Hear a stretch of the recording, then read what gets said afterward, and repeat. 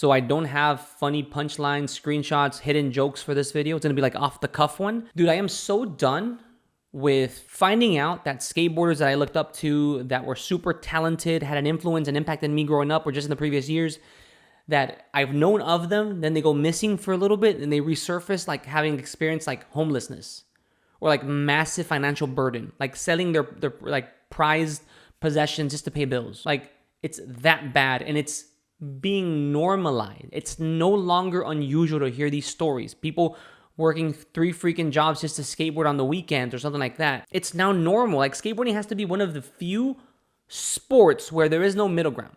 It's either the top, not even like top 1%. It's like a fraction of a 1%, like a 0.001% of people like the P-Rods, Nigel Houstons, Shane O'Neills, Leticia Buffonis of the world that are like living in wealth and then no middle ground and it's just bottom of the barrel. Like not even bottom of the barrel in skateboarding terms. I'm talking bottom of the barrel in society terms, like in general. Like a freaking Amazon driver would probably make more money than the average professional skateboarder. That's how bad it is right now. And you can say like, dude, it's been going on for a long time. No. Step back, take a step back, and think about how far we've come. Skateboarding is now an Olympic sport. Japanese skaters are flown into the US to skateboard and win contests. Same for other countries. They're flown into this country to win prizes, to get more sponsorships, and to make more money. But a lot of the OG skateboarders that have dedicated their life to skateboarding are literally living paycheck to paycheck or even less than that. That does not make sense to me because skateboarders cannot get to the level of skill that many have gotten over the years to establish the foundation of the future, but like they get forgotten and like eaten alive by inflation or whatever the heck the new skateboarding world looks like. It's just, like, I don't mean no disrespect to any veterans that may follow me or watch this video. I'm sure there's a couple. Massive respect. I got veterans in my family. So massive respect to them and no disrespect, but it feels in a lesser important way very similar. Like dudes that dedicated the best of the skill, time, effort, sacrifice, bloodshed, like sweat and tears, and they're like brushed and washed off, forgotten. Now look at the new Instagram skateboarders and putting clips. Like, bro, like what the heck? And it feels like we just failed some of the OGs in skateboarding. We failed them. Like recently, I saw, this may not be in like an OG, like a super old dude, but definitely did his time. Dani Espinosa. This dude, like I consider him like the little brother of Joy Brzezinski. Just Joy Brzezinski, just younger, Hispanic, and does more stairs. But the manuals and the tech on lock. Dude posted that he was like homeless, living out of his truck, basically living at a gym because they offer utilities, and like almost lost his truck. And the only thing he had, then he moved to a lesser expensive place, I guess in comparison to California. So he moved to Austin here in Texas. But even then, Austin, I think it's one of the higher like price cost to living cities in Texas, in the state. So even then, I don't think that's the best idea, but it's better than what he was used to before. So it's just terrible, dude. Dude's way too young to be experiencing this type of things. Now, I know a lot of people's situations are due to their own personal decision. Like, I don't know if this guy has like an addiction issue, bad habits, bad friends. Like, I don't know of that. And I'm not insinuating that he does and has those issues. I'm just saying that as a general observation from the general public, something's massively broken within the skateboarding community. Massively broken. This is why, I said this in the previous video, I desperately need, and I'm putting this on me, I desperately need to start the Skaters on the Grind series. And this will be video 1. And I'm not going to wait till some of the people like email me or respond to me in the comments. I'll use myself as an example. So I'm going to kind of give you my pitch for this. But I need to interview people. And I get it. Some of you don't want to be on camera. Just because I get on camera, some people get on camera, doesn't mean everyone else likes to be on camera. Some people hate to be on camera. So we can even do like a written thing. Send me an email with your information and I'll read it out to the public here in this channel and we'll give people information. So the Skaters on the Grind series that I want to start is we interview any skateboarder that is employed or makes a living somehow financially And it has to be a person that obviously has dedicated his life to skateboard, like has skated for years. It doesn't have to be like every day, like at the very least once a week, a couple days out of a week, or once a month. However, but something that demonstrates that you're passionate about skateboarding. It's easy to recognize these people.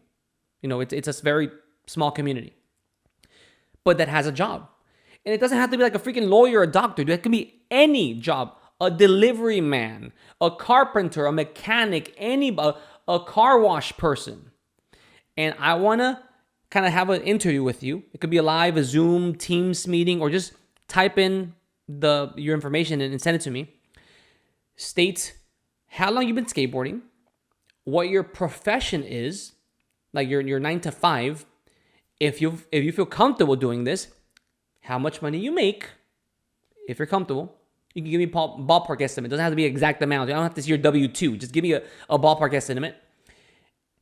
What it would take for someone to get into your industry, because we're empowering people, skaters that need to get a job, that need to change jobs, need to take on more responsibility because they have families. Heck, I know most of you are my age or close to it. You guys need to take on more, I guess, financial responsibility because your family is growing or you started a family.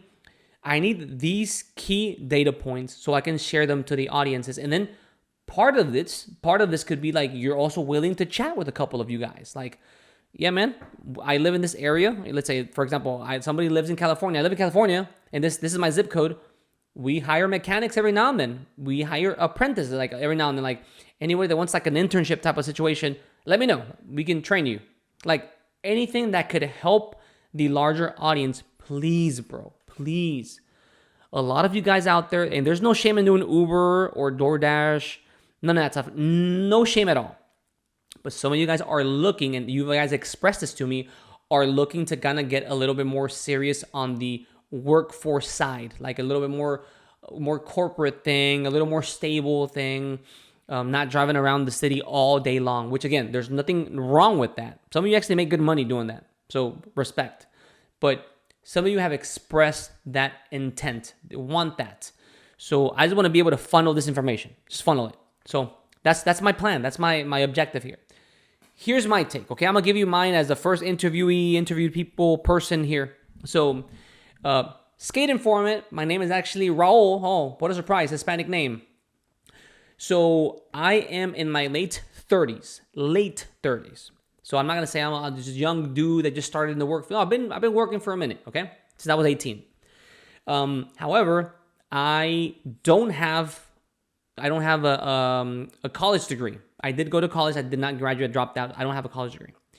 I work in a very large IT/consulting company. It's a global company, and I hold a director role in this company. Wait, corporate? Oh. No college degree, just a high school diploma? How the heck? Dude, it's possible. The world, dude, some of you older dogs are starting to realize this. The younger generation may not see this just yet.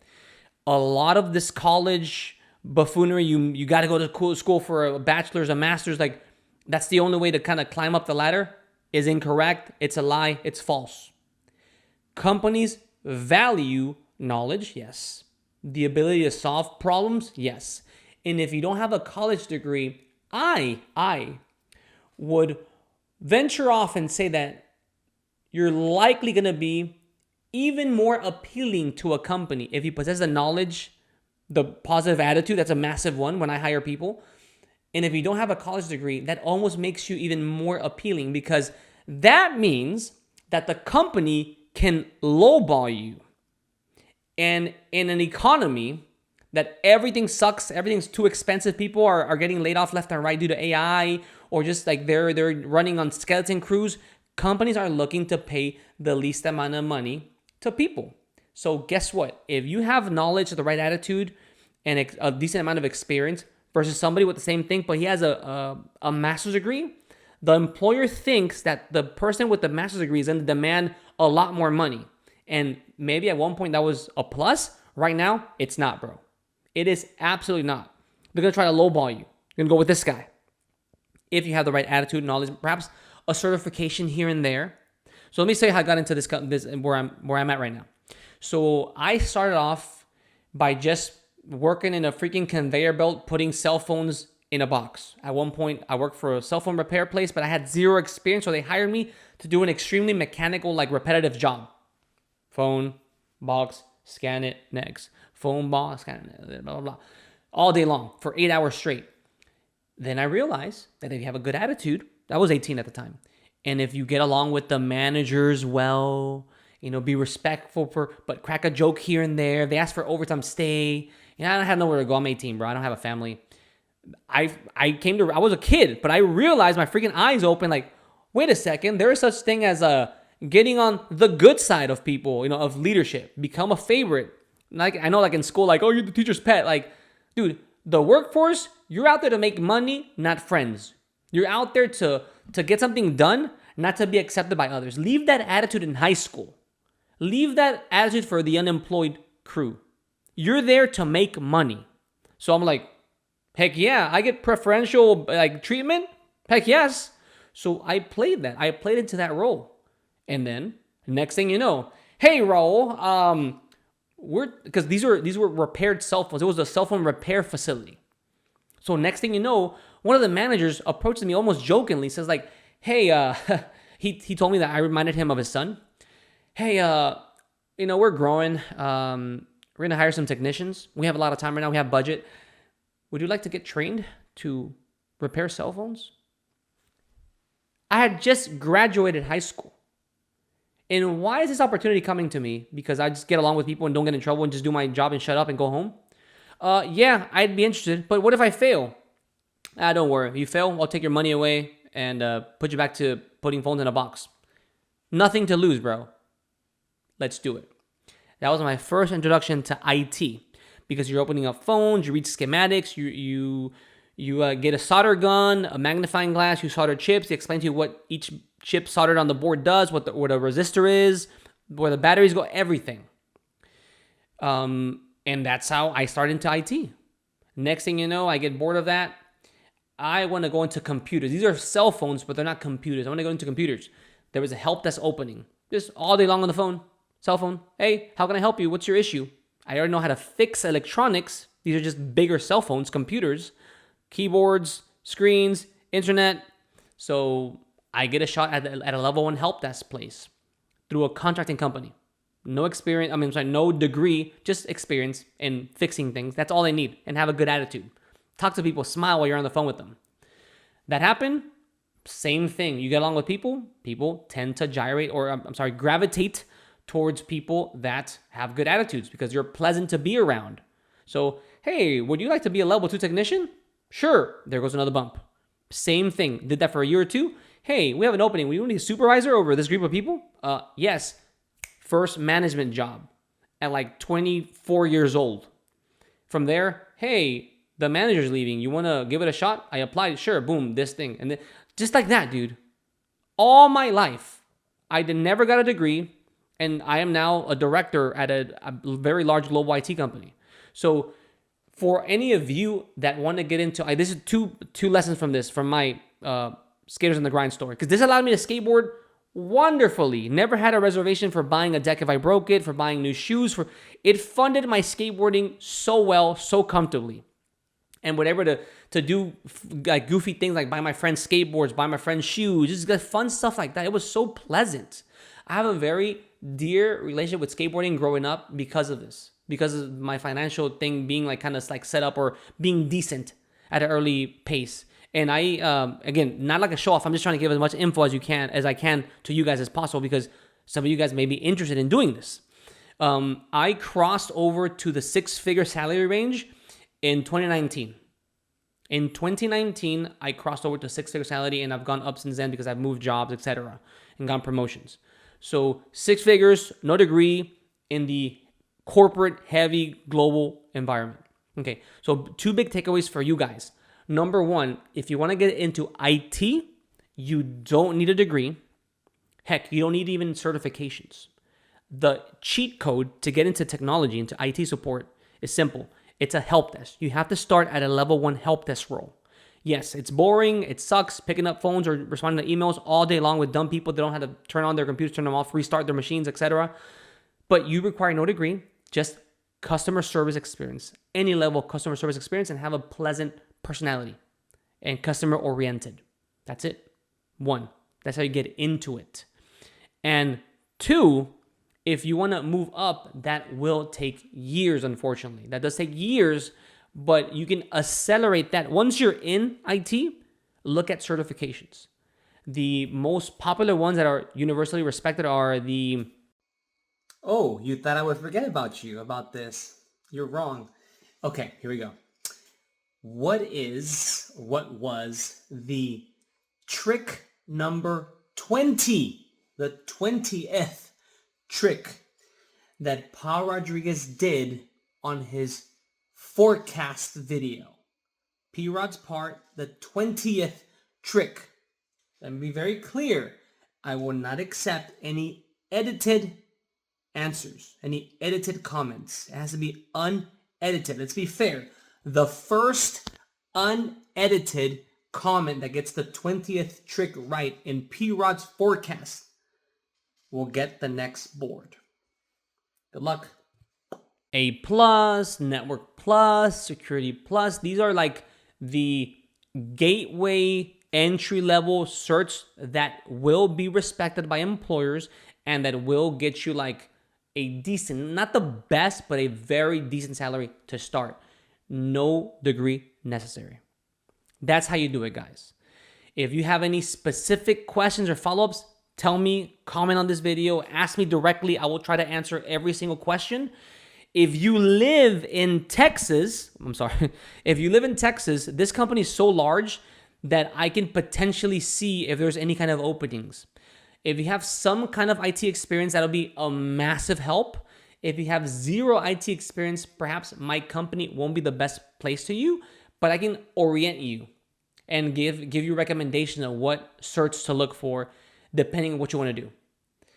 The best paid jobs right now are cybersecurity because AI is changing the game of how hackers attack organizations. So they need resources that are trained in counter AI like hacking or cyber threats. So they need people. We're not at the stage where AI will replace humans. We're not there yet, especially not in IT. So cybersecurity, very, very handsomely paid.